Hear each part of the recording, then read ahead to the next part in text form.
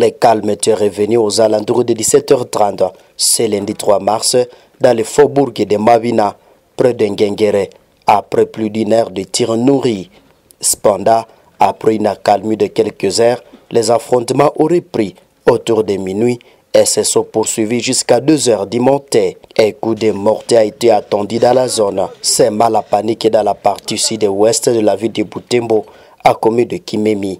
Selon plusieurs sources locales, ces affrontements impliqueraient de facto Maï rival, notamment la Facto Madepek, basée sur la colline Tabora, dans la concession de l'Université catholique de Graben ICG, et un autre groupe armé positionné du côté de Mabina. Les échanges de tirs particulièrement intenses ont plongé les habitants de Nguengere, Wuesi, Katia, Mabina et Boussenzera dans une peur générale usée. À ce sujet d'actualité, votre rédaction a interrogé le colonel Mike Azukai, porte-parole des opérations militaires Front Nord, que nous vous proposons de suivre sur cette situation.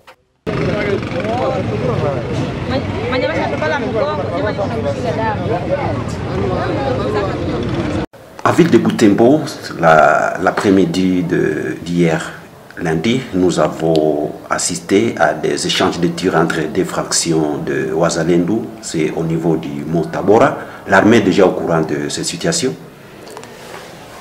Si vous êtes au courant, l'armée doit être la première structure à savoir un peu plus.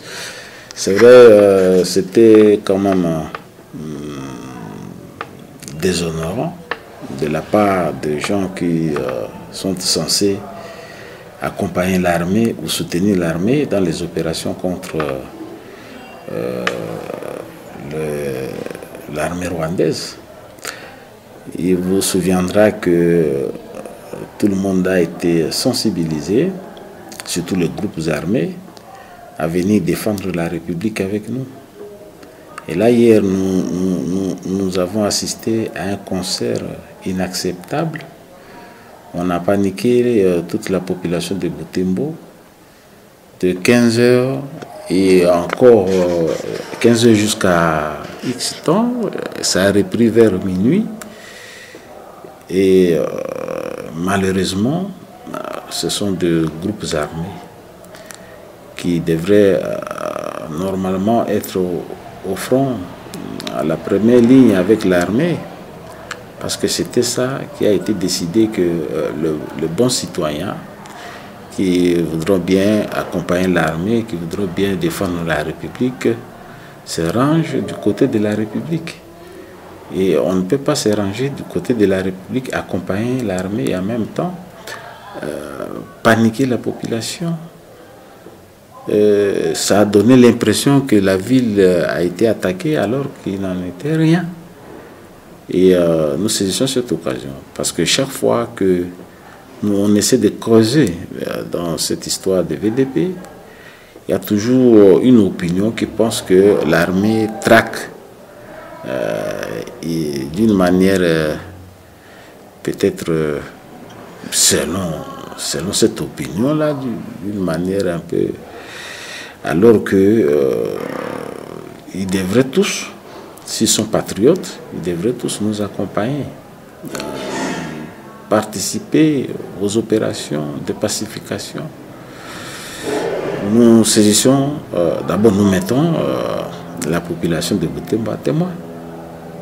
Parce qu'il ne faudra pas que demain, quand l'armée va prendre les choses au sérieux, qu'on dise qu'on est en train de traquer les fils du terroir.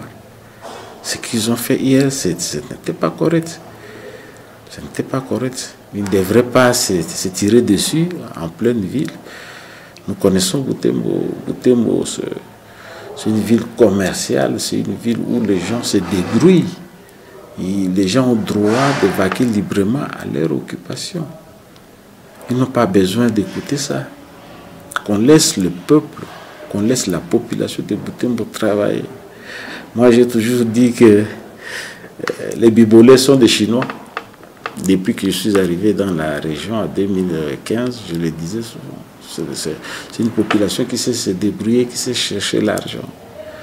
Et l'argent n'aime pas le bruit. Il ne faudra pas que les fils de Butembo, certains, certains, soit à la base de l'insécurité, soit à la base de la panique.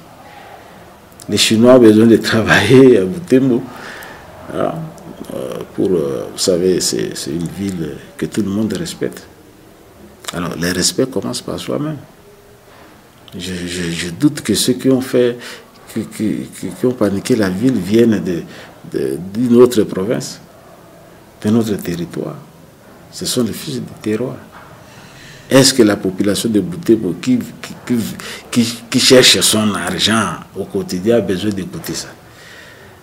On n'a pas besoin d'écouter ça. Qu'on laisse les bibolés chinois chercher l'argent.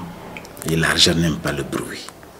Alors, le bilan, c'est comment, mon colonel? Bon, moi je pense qu'il est un peu tôt de donner un bilan parce qu'il y a un travail qui est en train de se faire. Mais j'ai déjà ouï dire qu'il y aurait 6 morts. 6 morts qu'on partage. Il y a un groupe qui a perdu 5. Et un blessé, l'autre 1 et un blessé. Donc au total, c'est à peu près 6 morts et 2 blessés. Inutilement d'ailleurs. Inutilement. Voilà. Alors qu'est-ce qui expliquerait la présence de ces éléments au centre-ville? Non mais c'est la question que je me pose. Je me suis posé cette question. Nous sommes en train de travailler aussi de Lubero contre l'ennemi.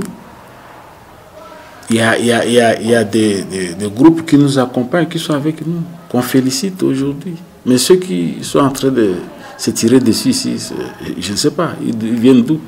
Nous allons creuser pour savoir. Nous n'allons pas citer les gens. Parce que quand vous commencez à citer les leaders, à citer le groupe ici, on va dire voilà l'armée, non. C'est pourquoi nous prenons la population de Butembo à témoin. Est-ce que c'est normal ce qu'ils sont en train de faire? Au moment où l'ennemi est en train de nous menacer, vous qui êtes derrière nous, vous vous mettez à tirer dessus pour paniquer toute la ville. Une ville où les gens sont préoccupés par le quotidien. C'est pas normal. Pendant ce temps, il y a certains internautes qui sont en train de se faire passer à des communicateurs quand il y a des situations pareilles. Quel message à ces habitants? Moi, à un moment donné, je vais vous faire rire. Vraiment, l'Internet n'est pas fait pour le Congolais. Laissez-moi vraiment dire ça. L'Internet n'est pas fait pour nous. Vous savez, avec tout ce qui se passe ici, les conflits ailleurs, d'ailleurs au Burkina Faso, il y a même un militaire qui a été radié de l'armée pour avoir communiqué, pour avoir diffusé des images des opérations au Burkina Faso. Ailleurs, il y a beaucoup de choses qui se font dans l'armée. Ça ne se discute pas sur les réseaux sociaux. Je me dis franchement qu'on laisse la guerre aux militaires, aux experts militaires et aux politiciens. Parce que la guerre, il y a l'aspect diplomatique, il y a l'aspect militaire purement opérationnel. Et il n'y a que ces gens-là qui peuvent vous parler de la guerre. Mais lorsque tout le monde s'approprie cette profession-là, lorsque tout le monde devient expert, et plus grave encore, certains internautes sont à la base de la panique. Ils prennent des images, parfois des images honteuses. Ils diffusent sans commentaire, sans légende. C'est devenu quelque chose qu'on ne peut même pas qualifier. C'est vrai que même dans l'armée, il y a des gens qui se méconduisent, qui prennent les images de leurs frères qui sont tombés, qui diffusent sur les réseaux sociaux. Des choses inacceptables. Donc, les internautes doivent nous aider. Nous sommes là pour donner la bonne information. Lorsque vous voyez, je me dis, ici tout le monde savait, il y a plus de 3 ou 4 mois, tout le monde savait qu'il y a un contingent UPDF qui est ici à Butembo, dans les environs de Butembo.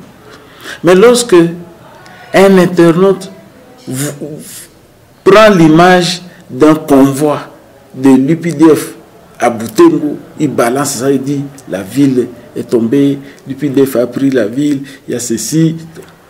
Et puis les gens croient à ça. Alors qu'il y a des gens qui sont à Butembo, qui savent qu'il y a plus de 3 mois, les Ougandais sont avec nous dans les opérations conjointes. Est-ce qu'il faut paniquer le monde avec l'image d'un convoi de l'UPDF? La guerre aussi, c'est ça. C'est le secret. Aujourd'hui, il n'y a plus de secret. Tout est dans la rue, tout est sur les réseaux sociaux. Quelqu'un voit l'image ou le véhicule de son armée, le blindé de son armée, il filme ça. Anakimbia. Vous savez qu'est-ce que la guerre? Maintenant, on ne sait plus se déplacer parce que chaque mouvement, il faut qu'on filme ça. Mais le jour où on va commencer à traquer les gens qui sont en train de faire ce genre de choses, vous pensez que dans cette armée, il n'y a pas de Rwandais qui meurent? Il n'y a pas de Burundais qui meurent? Est-ce que vous voyez les images sur les réseaux sociaux? Donc, nous devons quand même, à un moment donné, nous arrêter et nous poser la question de savoir si l'Internet, là, est nécessaire pour nous. Parce qu'aujourd'hui, il n'y a plus de secret. Alors que l'armée, l'âme de l'armée, c'est le secret. C'est la surprise. Mais lorsque chaque mouvement de troupes de votre armée, vous filmez, vous balancez, vous commentez comme vous voulez, ce n'est pas normal. On ne va pas empêcher les gens d'être sur les réseaux sociaux, dans les groupes sociaux. On ne va pas les empêcher, mais l'argent que vous gaspillez, je sais que l'ennemi a investi beaucoup dans cette histoire de communication. Il a acheté beaucoup de gens pour faire ce travail-là. Mais en tant que patriote, il faut quand même, le peu d'argent que vous avez là, si vous achetez le méga, utilisez pour appeler la famille. Sinon, achetez du pain, manger. La guerre, c'est pour les militaires et les politiciens. Ce sont ces gens-là qui peuvent se prononcer sur la guerre. Parce qu'il y a l'aspect stratégie, purement militaire, opération, mais il y a la politique. Parce que la guerre est le prolongement de la politique. Ces gens-là, au moins, ont des données. Mais pas un citoyen lambda. Aujourd'hui, on va vilipender un général et c'est sur les réseaux sociaux parce que quelqu'un est passé ici, parce qu'il vient faire ceci. Je ne vais pas vous rappeler ce qu'on a fait avec notre compatriote. Seulement le fait de dire qu'un général a passé une nuit dans un hôtel, alors que c'était faux. On a vandalisé un hôtel. Est-ce que les bibolés chinois ont besoin de ça? Ici, là, je vous répète ça. L'argent n'aime pas le bruit. Il y a des gens qui pensent que quand la guerre va arriver ici, il y aura que la famille des militaires qui sera traquée, il y aura que les militaires qui seront traqués. Mais informez-vous. Je me souviens d'une chanson de musicien congolais de Brazzaville qui disait que quand la balle siffle, il n'y a pas de choisi. Il ne faut pas encourager, il ne faut pas appeler la guerre. Parce que la guerre ne vient pas faire des victimes seulement dans l'armée ou dans la population, dans la famille des militaires. C'est tout le monde qui perd quand il y a la guerre. Les commerçants, les médecins, tout le monde perd quand il y a la guerre. Donc ce n'est pas quelque chose qu'on doit souhaiter. Voilà, peut-être en concluant, votre message ou le message de l'armée après l'ide de la célébration du 8 mars, peut-être pour rassurer à la population la sécurité. Je salue les mamans de Béni. Ah oui, de Butembo aussi, parce que je suis habitué beaucoup à celle de Béni. Moi, vous avez bien fait de poser la question parce que je suis genré. Moi, je milite pour l'émancipation, même pas l'égalité, mais l'émancipation, la valorisation de la femme. Une femme travailleuse. Vous voyez, faites le tour ici à Butembo. La grande majorité